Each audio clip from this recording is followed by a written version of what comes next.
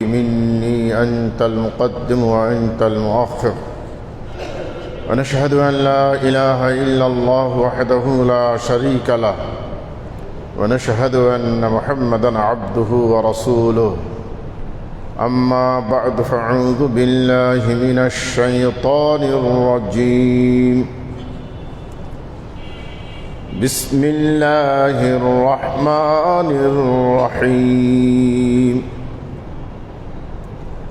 قاف والقرآن المجيد. بل عجبوا أن جاءهم منذر منهم فقال الكافرون هذا شيء عجيب. أإذا متنا وكنا ترابا ذلك رجع بعيد. قد علمنا ما تنقص الأرض منهم وعندنا كتاب حفيظ. بل كذبوا بالحق لما جاءهم فهم في أمر مريج. وبعد، فأعوذ بالله من الشيطان الرجيم. بسم الله الرحمن الرحيم.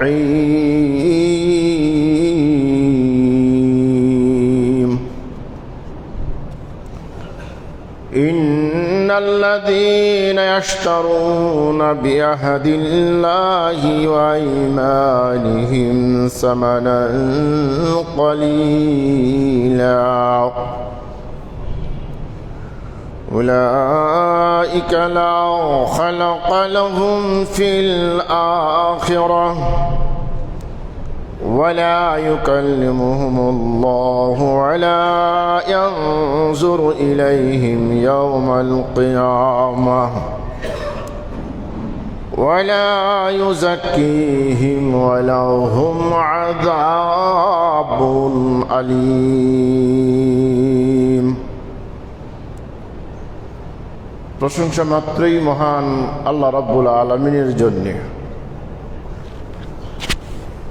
প্রশংসা করি কিছু কোনো কারণে না, আল্লাহর প্রশংসা করি কিছু পাওয়ার জন্য না। আল্লাহর প্রশংসা করি সংখ্যা গণনা করে নয়। আলহামদুলিল্লাহি বিলা সাবাব, আলহামদুলিল্লাহি বিলা তালাব, আলহামদুলিল্লাহি বিলা আদাদ। আল্লাহর প্রশংসা করি যতক্ষণ আল্লাহ পাক আমাদের প্রতি খুশি না হন। আলহামদুলিল্লাহ আল্লাহ। আল্লাহর প্রশংসা করি আলহামদুলিল্লাহ আবাদান দায়মা। যতদিন জীবন থাকবে, যতদিন শ্বাস প্রশ্বাস থাকবে, ততদিন আল্লাহর কৃতজ্ঞতা, আল্লাহর শুকরিয়া আমরা আদায় করব। আলহামদুলিল্লাহ। দরুদ ও সালাম পেশ করি বিশ্বনবী মুহাম্মদ রাসূলুল্লাহ সাল্লাল্লাহু তাআলা আলাইহি ওয়াসাল্লামের উপর। সম্মানিত সুধী, এখন যদি আমি আপনাদেরকে বলি যে যারা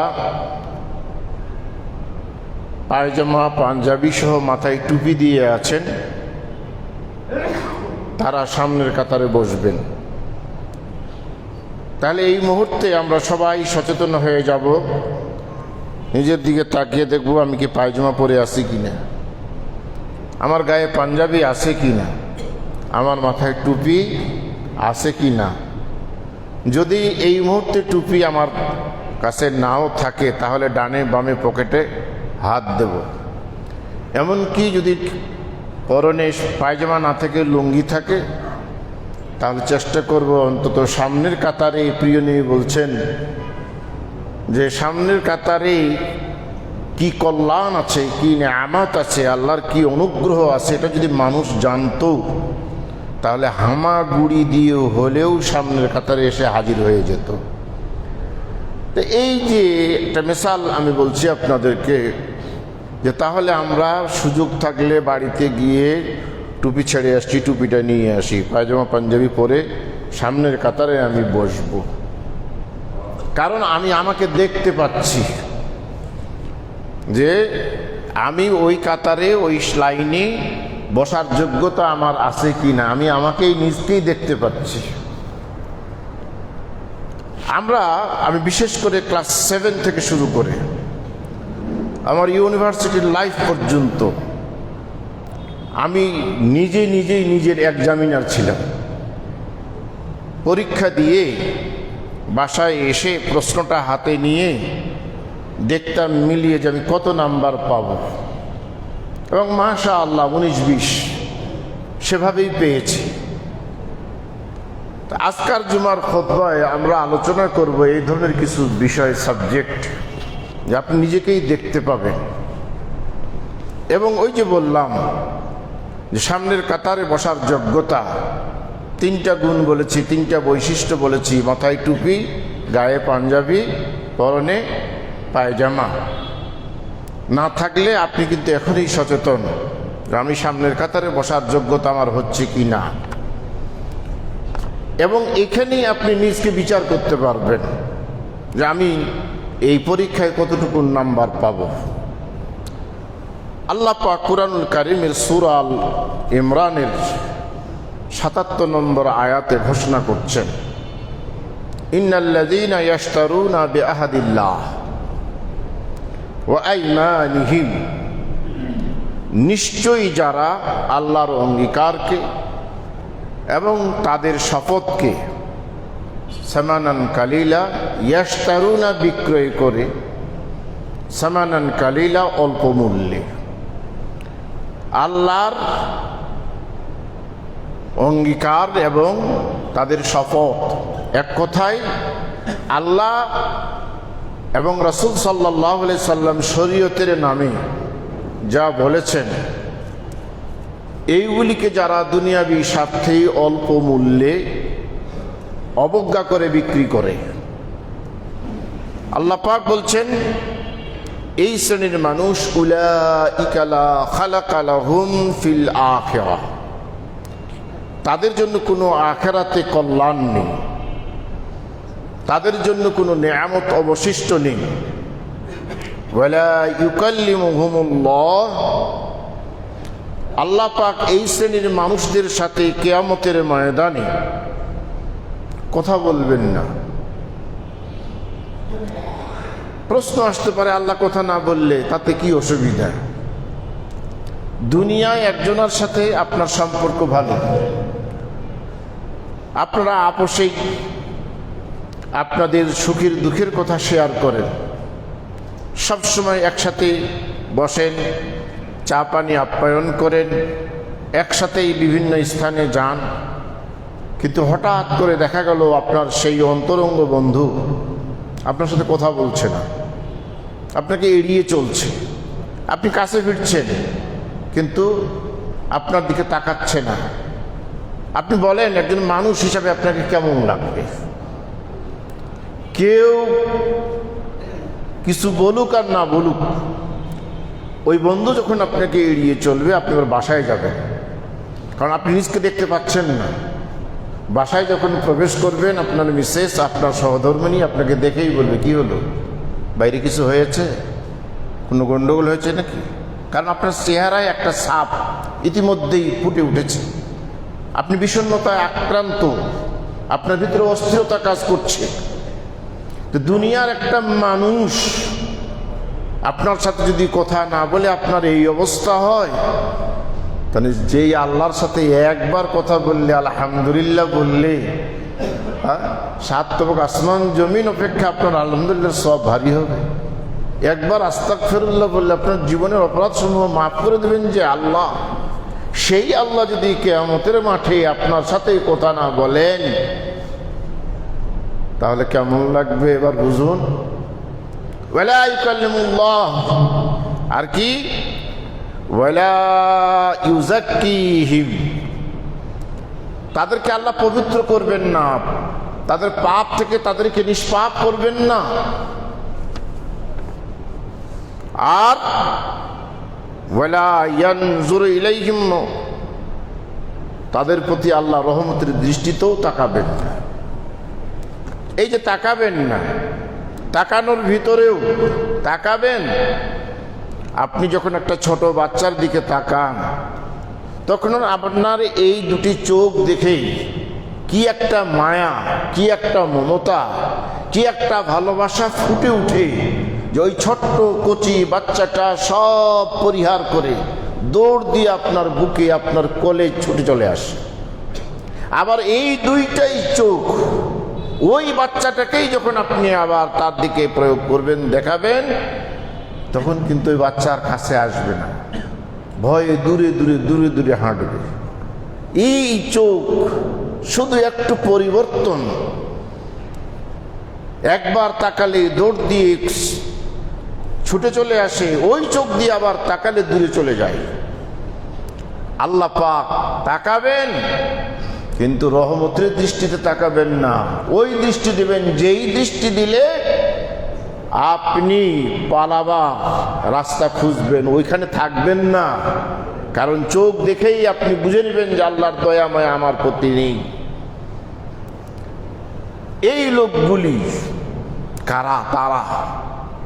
এবার আসুন, যে সামনের কাতারে বসার যোগ্যতা আপনার আমার আছে কি নেই, একটু নিজকে মিলিয়ে নিন। হাদিস, প্রিয় নবী রাসূল করিম সাল্লাল্লাহু আলাইহি ওয়াসাল্লাম বলছেন, সালাসা, তিন শ্রেণীর মানুষ মিলিয়ে নেবেন। ভাই, আমি কিন্তু আপনাকে বলতে পারবো না আপনার ভিতরে এই দোষ আছে, আমি কিন্তু আপনাকে বলতে পারবো না আপনি এই দোষে দোষী, কিন্তু আপনার বিবেক আপনাকে বলে দিবে, আপনার বিবেক আপনাকে বলে দিবে। যেমন টুপি আছে কিনা, পাঞ্জাবি আছে কিনা, আপনার বিবেক আপনাকে বলে দিবে যে এই দোষটা আমার ভিতরে আছে না নাই। আল্লাহ পাক এখানে এমন একজন জাস্টিস বসিয়ে রেখেছেন, এই জাস্টিস যদি বিচার করে, দুনিয়ার কোনো বিচারক লাগবে না আপনার বিচার করতে। আপনি নিজেরই বিচার নিজেই করতে পারবেন, নিজের নাম্বারিং নিজেই, নিজের এক্সামিনার নিজেই হতে পারবেন। প্রিয় নবী বলছেন, সালাসাতুন, তিন শ্রেণীর মানুষ, লা ইয়ানজুরুল্লাহু ইলাইহি ইয়াউমিল কিয়ামাহ, কিয়ামতের মাঠে আল্লাহ এদের প্রতি তাকাবেন না, এদেরকে পাক পবিত্র করবেন না, এদের সাথে কথাও বলবেন না। কারা তারা? নাম্বার ওয়ান, আল-আক্কু বিওয়ালিদাইহি, যে বৃদ্ধ পিতামাতাই হোক আর যুবক পিতামাতাই হোক, পিতামাতা, এই পিতামাতার অবাধ্য সন্তান,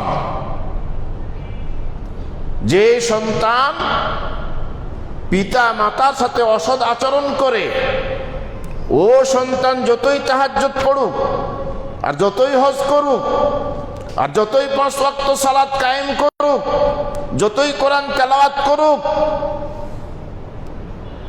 প্রিয় নবী বলেছেন, পিতা মাতা এমন একটা সাবজেক্ট যে ওরা, আপনি যদি সকাল বেলায় ওদের সন্তুষ্টিতেই রাত অতিক্রম করতে পারেন, সকাল হয়ে যায়, আসবাহা লাহু বাবান মাফতুহান মিনাল জান্নাহ, এই পিতা মাতা খুশি থাকলে, আল্লাহর সন্তুষ্টির মাধ্যমে সকাল করলে, ওই দিন আপনার জন্য জান্নাতের 2টি দ্বার, 2টি দরওয়াজা খুলে রাখা হয়। যেভাবেই, যে কারণেই আপনি ওই দিন মৃত্যুবরণ করেন না কেন, আল্লাহ এবং এই পিতামাতা খুশি থাকলে আপনাকে আল্লাহ বিনা হিসাবে জান্নাত দান করবেন। বলুন, আপনার আব্বা গ্রামে থাকেন, আপনার আম্মা গ্রামে থাকেন, আপনি শহরে আপনার স্ত্রী পরিবার নিয়ে থাকেন, থাকতে হবে, স্ত্রী আপনার সাথেই থাকবে। হুন্না লিবাসুন লাকুম ওয়া আনতুম লিবাসুন লাহুন্না, স্বামীর পোশাক স্ত্রী, স্ত্রীর পোশাক স্বামী, এটা আল্লাহর বিধান। কিন্তু আপনি কি খাওয়ার আগে একটু ফোন করে বলেছেন, আম্মা তুমি তো গ্রামে আছো, আমি তখন খেতে বসবো, তুমি কি খেয়েছো মা? আব্বা, আপনার কি আজকে খাওয়া দাওয়া হয়েছে? আপনি আজকে ওষুধ সেবন করেছেন? এই খোঁজটা কি নেওয়ার সুযোগ হয়েছে আপনার আমার? এইটুকুন খোঁজ নিলেই আব্বা আম্মার মনটা অনেক বড় হয়ে যাবে, আপনার জন্য অনেক প্রাণ ভরে দোয়া করবে। আপনার বন্ধুর সাথে কথা বলার সময় হলো, পেপার পত্রিকা পড়ার সময় হলো, আপনার বাচ্চার সাথে কথা বলার সময় হলো, কিন্তু বৃদ্ধ পিতা মাতার প্রতি 2 মিনিট সময় হয়নি তাদের সাথে কথা বলা। এই যে উলাইকা লা খালাকা লাহুম, আল্লাহ বললেন ওদের জন্য কোনো কল্যাণ নেই ওই পারের জীবনে। কারণ এই যে পিতা মাতার খুশিতে জান্নাত, আপনি এটার থেকে মাহরুম, বঞ্চিত। কারণ আল-ওয়াক্কু লিওয়ালিদাইহি, পিতা মাতার অবাধ্য সন্তান। নাম্বার 1, এই শ্রেণীর, এই রোগের রোগী, এই দোষে দূষিত যিনি, তার সাথে আল্লাহ কিয়ামতের মাঠে কথাও বলবেন না, রহমতের দৃষ্টিতে তাকাবেন না, তাকে পাক পবিত্র করবেন না। 2 নাম্বার, আল মারআতুল মুতারাজ্জিলা আল মুশাব্বিহা লিরিজাল। ব্যাখ্যা করলে অনেকে কষ্ট পাবেন, বেশি বলতে গেলে অনেকে মনে করবেন আমাকেই টার্গেট করা হচ্ছে। ওই সমস্ত মহিলা, যে মহিলা পুরুষের বেশ ধারণ করে, ওই সমস্ত পুরুষ যে মহিলা তাকানো যাচ্ছে না, সে জায়গায় বসে থাকা যাচ্ছে, রীতিমতো পুরুষের মতো আচরণ। এবং আপনি আপনার ব্যবসার পয়সা দিয়ে, চাকরির পয়সা দিয়ে আপনার ওই যুবতী মেয়েকে, তরুণী মেয়েকে জিন্সের প্যান্ট কিনে দিচ্ছেন। জি বলেন, কাকে ওয়াজ শোনাবো? আবার কিছু কিছু ছেলের চুল, মেয়েরা এতদিন চুল জড়িয়ে রাখতো, মাথায় ক্লিপ ব্যবহার করত, এখন ছেলেদেরকে দেখা যায় এরা আবার নামাজও পড়ে, আপনি চুল লম্বা করবেন প্রিয় নবীর অনুকরণে, লতি পর্যন্ত অথবা ঘাড় পর্যন্ত, কিন্তু এটার থেকে নিচে নামবে না তো। প্রিয় নবী বললেন, যে পুরুষ মহিলার বেশ ধারণ করবে, মনে রাখবেন মহিলাদের মোচ নেই, দাড়ি নেই। আপনি পুরুষ, আপনার মোচ থাকবে, দাড়ি থাকবে। প্রিয় নবী বললেন, মোচটা ছোট করে দিও আর দাড়িকে লম্বা করিও। পুরুষের জন্য দাড়ি, মোচ এটা স্বভাব, আল্লাহ পাক দান করেছে, এটা নেয়ামত। প্রিয় নবী বললেন, নাম্বার 3 নিশ্চয়ই দেখতে পাবেন আদ-দায়ুস। এই দায়ুস যে, তার প্রতি আল্লাহ তাকাবেন না রহমতের দৃষ্টিতে, তার সাথে কথা বলবেন না, তার পাপ মাফ করবেন না। কে দায়ুস? নবাব সিদ্দিক হাসান খান ভোপালী, তিনি হাদিস পড়াচ্ছেন আর বললেন, আদ-দায়ুস লা ইয়াদখুলুনাল জান্নাহ, দায়ুস জান্নাতে প্রবেশ করবে না। ওয়ালা ইয়াজিদনা রিহাহা, দায়ুস জান্নাতের ঘ্রাণও পাবে না। ঘ্রাণ, এই বেড়াইলে অনেক ভালো ভালো রেস্টুরেন্ট আছে, ওই রেস্টুরেন্টের সাইড দিয়ে গেলেই অন্ধ বুঝতে পারে যে আমি একটা রেস্টুরেন্টের সাইড দিয়ে যাচ্ছি। উন্নত মানের খাওয়ার ঘ্রাণ ভেসে আসে, নাকে পৌঁছে যায়। এই ঘ্রাণটাও দায়ুস পাবে না। ছাত্ররা বললেন, ওস্তাদ দায়ুস কাকে বলে? তিনি নবাব সিদ্দিক হাসান খান ভোপালী, দেশের রাষ্ট্রপ্রধানের কন্যাকে বিবাহ করেছিলেন। কাজেই এই যে একটা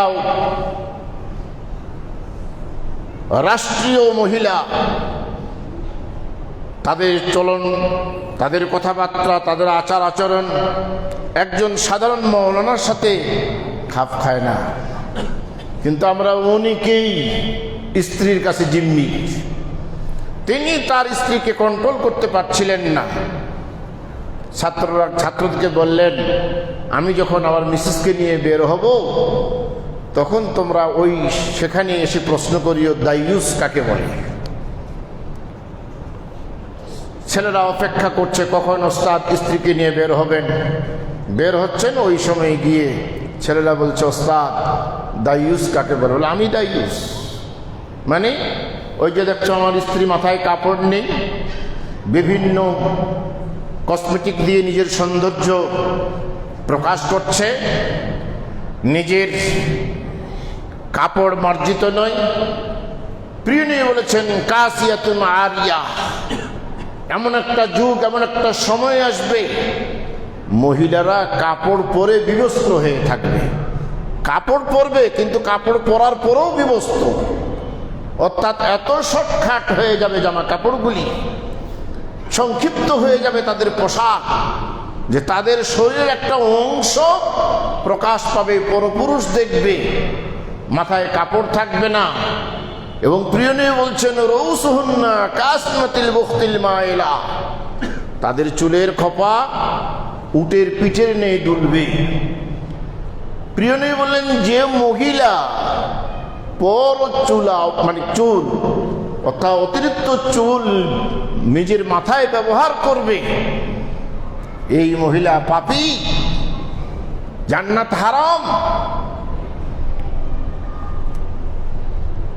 প্রিয় নবী বললেন, নবাব সিদ্দিক হাসান খান ভোপালী ছাত্রদেরকে বলছেন, বাবা দায়ুস আমি, এখন আপনি আমি কি দায়ুস নই? প্রিয় নবী কোরআনে আল্লাহ পাক বললেন, 14 শ্রেণীর পুরুষকে বিবাহ করা হারাম, 14 শ্রেণীর মহিলার সাথে বিবাহ হারাম, নিজের পিতা হারাম, বিবাহ হবে না। অতএব মা, আপনি নিজের পিতার সঙ্গে দেখা করতে পারবেন। 14 প্রকারের পুরুষ, নিজের ভাই, তার সঙ্গে বিবাহ হারাম, তার সাথে দেখা করতে পারবেন। ভাই কিন্তু চাচাতো ভাই ওটা ভাই নয়, খালাতো ভাই ওটা ভাই নয়, মামাতো ভাই ওটা ভাই নয়, ফুফাতো ভাই ওটা ভাই নয়, ওদের সঙ্গে দেখা করা যাবে না। দায়ুস, আগে নিজ থেকেই শুরু করি, আমি বড় বড় কথা বলছি, নিজের থেকেই শুরু করি। প্রিয় নবী বললেন, এই দায়ুস, নিজের ছোট ভাই, নিজের বড় ভাই, স্বামীর ছোট ভাই, স্বামীর বড় ভাই, দেবর, ভাসুর, এদের সঙ্গে দেখা করা মহিলাদের বৈধ নয়। নিজের দুলা ভাইয়ের সঙ্গে দেখা করা বৈধ নয়। এমনকি নিজের ফুফা, এমনকি নিজের খালু মেয়েদের ক্ষেত্রে তাদের সঙ্গে দেখা করা বৈধ নয়। নবাব সিদ্দিক হাসান খান বললেন, আমি দায়ুস। স্ত্রী তাকিয়ে বললেন, চোখ দিয়ে পানি পড়ছে স্বামীর, আপনি দায়ুস, আপনার জন্য জান্নাত হারাম, কারণটা আমি। চলুন গাড়ি ফিরাও, আজ থেকে কোরআন হাদিসের আলোকে দায়ুস মুক্ত হয়ে আমাকে পরিচালনা করবেন, দায়ুস মুক্ত হবেন। সম্মানিত সুধী, এই 3 শ্রেণীর মানুষ, অপর হাদিস ওয়াফি রাওয়ায়াতিন আল মুদমিনুল খামার, 4র্থ নাম্বার, মদ পান করে যে, নেশা করে যে, মদ, তারপরে আপনাদের গাঁজা, এরপরে হলো হিরোইন, আর সবচেয়ে ছোট মদ বাংলার ঘরে ঘরে, আপনার আমার বাড়িতে অধিকাংশই, সেটা কি? তামাক, জর্দা, বিড়ি, সিগারেট, সব এর মধ্যে। যে ব্যক্তি এই তামাক জাতীয়, যেটা খেলে মস্তিষ্কের বিকৃতি ঘটে, জ্ঞান লোপ পেয়ে যায়, সেটা অল্প খাওয়া হারাম, বেশি খাওয়াও হারাম। আপনি বলবেন বিড়ি সিগারেট খেলে, জর্দা খেলে কই মাতাল তো হয় না। মদের পরিমাণও পান করলে মাতাল হবে না। আপনার জর্দার পরিমাণটা একটু, 1 কাপ খান না, 1 চামচ খান, তখন কি হয়? 40 দিন তো আপনার ইবাদত বন্দেগী কবুল হবে না দুনিয়াতে। 6 নম্বর আল মান্নান, যে মানুষকে খোটা দেয়, তুলনা দেয়। ভাই আমার একটা কাজটা করে দিও তো, আমার তখন সময় নেই। হ্যাঁ, ভুলে গেলা সেদিন রাত্রে তোমার স্ত্রী পেটের পীড়ায় ছটফট করছিল, তোমার পয়সা ছিল না, আমি তোমাকে টাকা দিয়ে ঔষধ আনিয়ে তোমার স্ত্রী সুস্থ হয়ে গেল, আর আজকে আমার কথাটা শুনলে না। এই যে খোটা দিলেন, খোটা দিলেন। অথচ একজন প্রতিবেশীর উপকার আপনাকে করতেই হবে। প্রিয় নবী বলছেন কিয়ামতের মাঠে আপনার সব ঠিক, সব ওকে, আপনার নামাজ ঠিক, রোজা ঠিক, হজ ঠিক, যাকাত ঠিক, আপনি সলিড মুসলমান, কিন্তু আল্লাহ পাক কিয়ামতের মাঠে আপনাকে দাঁড় করিয়ে বলবেন, দেখি তোমার প্রতিবেশীকে দেখি কি বলে। এই প্রতিবেশী, তার সম্পর্কে তোমার বক্তব্য কি? আল্লাহ নিজে খেয়েছে, আমাদের খবর নেই। আমাদের কোনোদিন উপকারে আসেনি। আমার বাড়ির সাথে তার বাড়ি, একটু পানি পড়লে দৌড় দিয়ে বেরিয়ে আসতো, তোমার পানি আমার বাড়িতে পড়ছে, গোটা গ্রামকে জাগিয়ে তুলতো। হবে না, আল্লাহ পাক বলবেন প্রতিবেশীকে কষ্ট দিয়েছো। আর আপনি একটু উপকার করেন, সঙ্গে সঙ্গে খোটা দিয়ে দেন। যারা এই খোটা দেয়, মানুষের উপকার করার পরে আল্লাহ পাক কিয়ামতের মাঠে তাদের প্রতি তাকাবেন না। প্রিয় নবী রাসূল করিম সাল্লাল্লাহু আলাইহি সাল্লাম বললেন, সেই ব্যক্তি যে শাইখুন জানি, বৃদ্ধ কিন্তু ব্যভিচার করে। বৃদ্ধ কারা? বৃদ্ধ আপনার চুল পরিবর্তন হয়ে যাচ্ছে, রং পরিবর্তন হয়ে যাচ্ছে, আপনার দৃষ্টিশক্তি লোপ পাচ্ছে, আপনার মেরুদণ্ড কাজ করতে চাচ্ছে না। 40 বয়স অতিক্রম করলে আপনি বৃদ্ধের মধ্যে পড়ে যাচ্ছেন। এই বৃদ্ধ অবস্থায় যারা ব্যভিচার করে, ব্যভিচার একই শাস্তি দুনিয়াতে। যদি যুবক অবিবাহিত, যুবতী অবিবাহিত, তারা যদি অবৈধ সম্পর্কে লিপ্ত হয় এবং 4 জন সাক্ষী সমেত তাদেরকে সেই অপরাধে অপরাধী সাব্যস্ত করা হয়, তাহলে আল্লাহ পাকের নির্দেশ, তাদেরকে 100 বেত্রাঘাত করো। একটা লাঠি দিয়ে সমাজের সবচেয়ে শক্তিশালী যুবক সর্বশক্তি প্রয়োগ করে শক্ত মজবুত লাঠি দিয়ে একটা করে 100টা বেত্রাঘাত করবে। একটুকু শক্তি লুকিয়ে রাখা যাবে না। এবং তারপরে 1 বছর দেশান্তর করতে হবে। আমরা বিচার দেখেছি, সবচেয়ে গ্রামের দুর্বল মুরব্বীটার হাতে 10টা লাঠি এক জায়গায় বেঁধে তুলে দেওয়া হয়, আল্লাহকে বুঝ দেওয়া হয় যে বিচার করলাম। জি না। আর যদি বিবাহিতরা এই অপরাধে অপরাধী হয়, তাহলে জনসম্মুখে মেরুদণ্ড পর্যন্ত মাটিতে পুঁতে দিয়ে, পাথর দিয়ে আঘাত করে করে তাকে মৃত্যু না হওয়া পর্যন্ত সেভাবেই মারতে হবে। আধুনিক যুগের সুশীল সমাজ আমাদেরকে মানবতার দোহাই দিয়ে বলছেন এগুলি মানবতা বিরোধী, অমানবিক। আমি সেই সুশীলকে বলতে চাই, অন্যের ক্ষেত্রে অমানবিক। ওটা যদি আপনার মেয়ে হয়, ওটা যদি আপনার স্ত্রী হয় আর যদি অন্য কেউ নষ্ট করে, আর আপনাকে যদি বিচারক হতে হবে না, আপনি যদি ধরতে পারেন, তাহলে আপনি কি করবেন বলেন? আপনার বিচারটা কেমন হবে? কিন্তু আপনি সলোয়ানেই বিচার করবেন, আর অন্যের ক্ষেত্রে আপনি মানবতার দোহাই আওড়াচ্ছেন। বৃদ্ধ বয়সে যারা ব্যভিচার করবে, এদের প্রতি আল্লাহ তাকাবেন না, এদেরকে পাক থেকে পবিত্র করবেন না, এদের প্রতি রহমতের দৃষ্টিতে তাকাবেন না। আর কে? প্রিয় নবী বললেন মালিকুন কাযযাব, ওই শাসক যে মিথ্যা কথা বলে। এখানে শাসক বলতে দেশের প্রেসিডেন্টকে শুধু নয়, শাসক বলতে আপনি আমি সবাই শাসক। আলা কুল্লুকুম রাইন ওয়া কুল্লুকুম মাসউলুন আন রায়াতিহি, সবাই রাখাল, সবাই অভিভাবক, সকলকেই কিয়ামতের মাঠে তার এই দায়িত্ব সম্পর্কে আল্লাহর কাছে জবাবদিহি করতে হবে।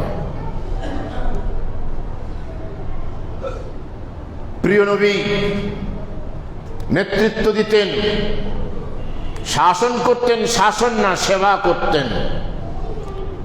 যখন বিচার করতেন, কি কোরআন যা বলেছে বিচার করো, তদন্ত করে কে দোষী কে নির্দোষ, খবরদার বিচারের আসনে পক্ষপাতিত্ব করবে না। আমাকে ভোট দিয়েছিল, আমার জন্য স্লোগান দিয়েছে, রাজপথে রক্ত দিয়েছে, এই চিন্তা যেন তোমাকে গ্রাস না করে। প্রিয় নবী ইহুদিরও বিচার করেছেন, মুসলমানের বিচার করেছেন। বিচারে কোনো পক্ষপাতিত্ব নেই। যার যেটা হক বুঝে দিয়েছেন। মনে রাখবেন, 3 শ্রেণীর বিচারক, 2 শ্রেণীর বিচারক জাহান্নামী, 1 শ্রেণীর বিচারক জান্নাতি। যে বিচারক অন্যের দ্বারা প্রভাবিত হয়ে বিচার করে, রায় দেয়, যে বিচারক বায়স্ত হয়ে বিচার করে, ফয়সালা দেয়, চাপে পড়ে রায় দেয়, সেই বিচারক নির্ঘাত জাহান্নামী। আপনি আমি একটু ডানে বামে তাকিয়ে দেখি, আমাদের দেশে অনেক বিচার হয়েছে, হচ্ছে, সেটা কি আসলেই বিচার? আরেক শ্রেণীর বিচারক জাহান্নামী,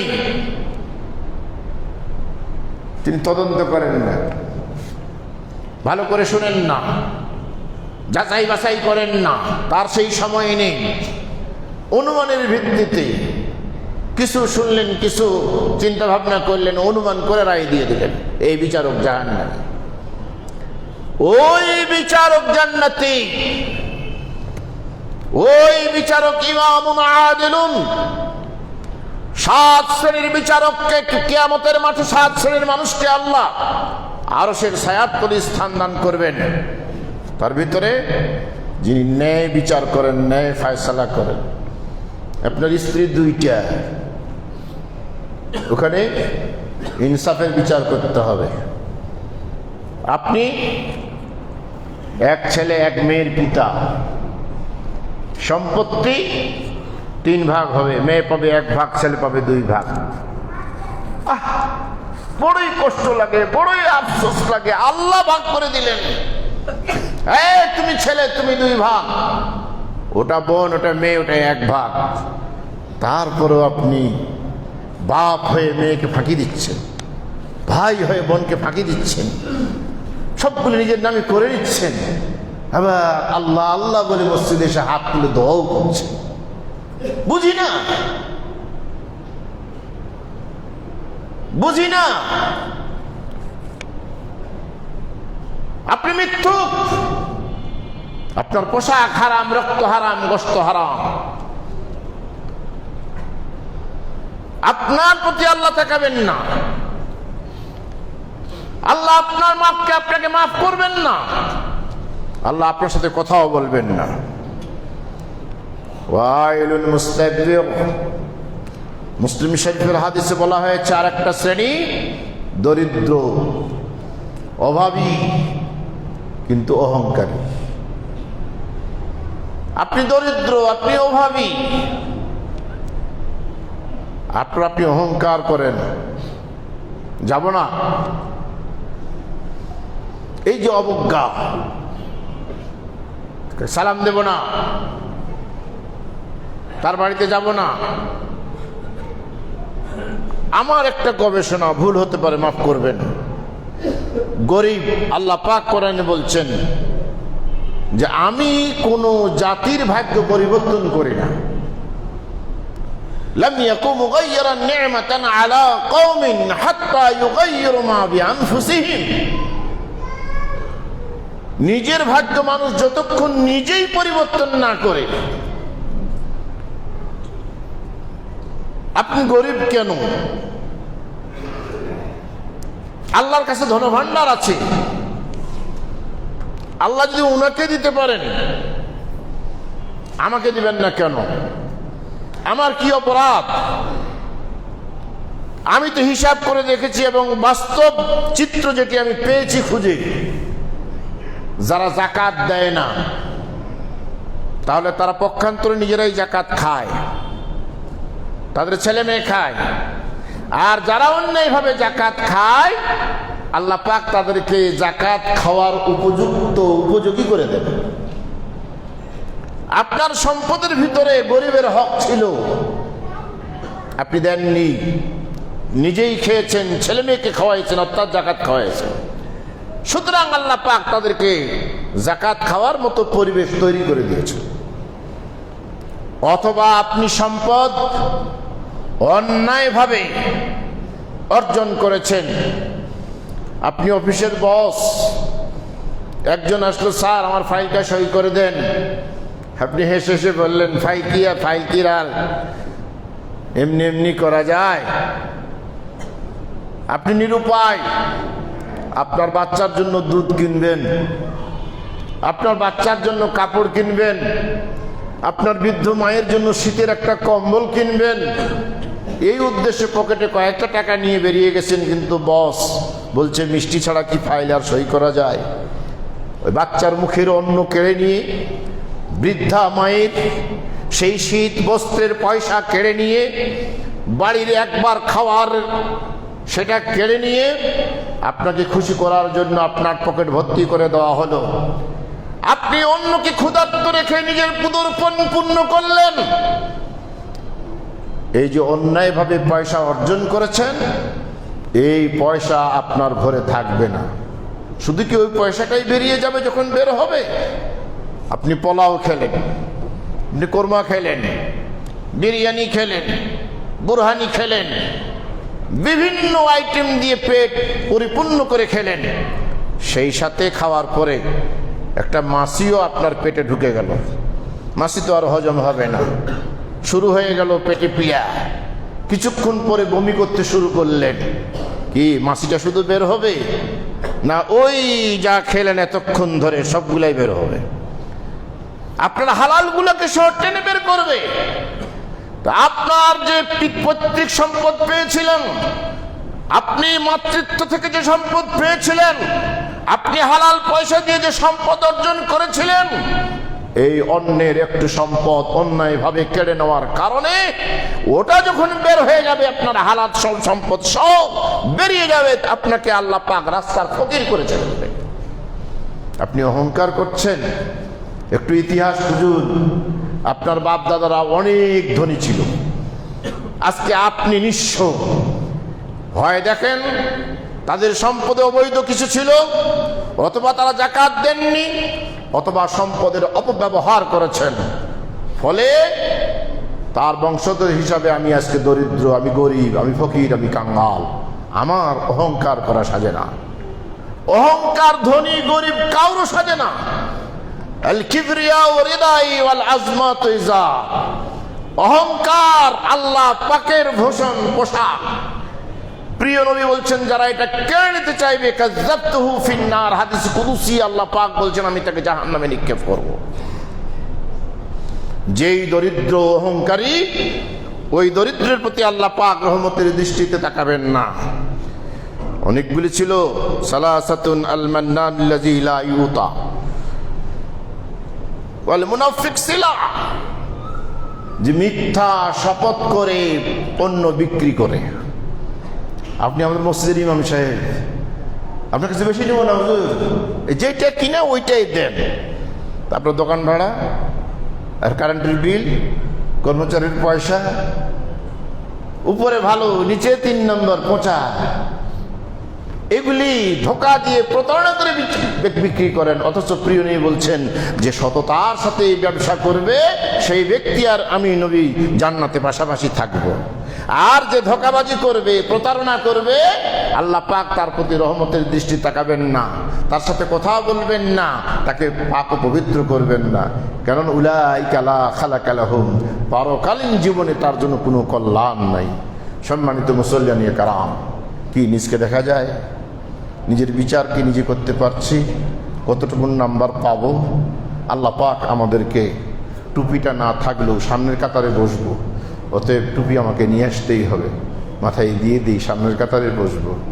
আল্লাহ যেন আমার সাথে কথা বলেন কিয়ামতের মাঠে, রহমতের দৃষ্টিতে যেন তাকান, আল্লাহ যেন আমাকে তাড়িয়ে না দেন, আমি যেন এই দোষগুলি থেকে নিজকে পবিত্র করতে পারি, নিজকে সংশোধন করতে পারি, আমি যেন আল্লাহ পাকের রেজামন্দি হাসিল করতে পারি। আল্লাহ পাক আমাকে, আপনাকে, সকলকে এই বুঝ, এই উপলব্ধি শক্তি দান করেন এবং আমল করার তৌফিক দান করেন। আকুলু কাউলি হাযা আস্তাগফিরুল্লাহ লি ওয়া লাকুম ওয়া লিসাইরিল মুসলিমিন। বারাকাল্লাহু লানা ওয়া লাকুম ফিল কুরআনিল আযীম। নাফা'না ওয়া ইয়্যাকুম বিল আয়াতি ওয়া যিকরিল হাকীম। ইন্নাহু তাআলা জাওয়াদুন কারীম মালিকুম বাররুর রাউফুর রহিম।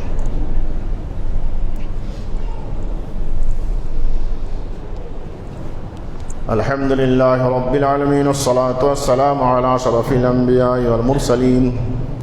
إن الله وملائكته يصلون على النبي يا أيها الذين آمنوا صلوا عليه وسلموا تسليما. শুক্রবারের দিন বেশি বেশি দরুদ পড়বেন। اللهم صل على محمد وعلى آل محمد كما صليت على إبراهيم وعلى آل إبراهيم إنك حميد مجيد. اللهم بارك على محمد وعلى آل محمد كما باركت على إبراهيم وعلى آل إبراهيم إنك حميد مجيد. ربنا ظلمنا أنفسنا وإن لم تغفر لنا وترحمنا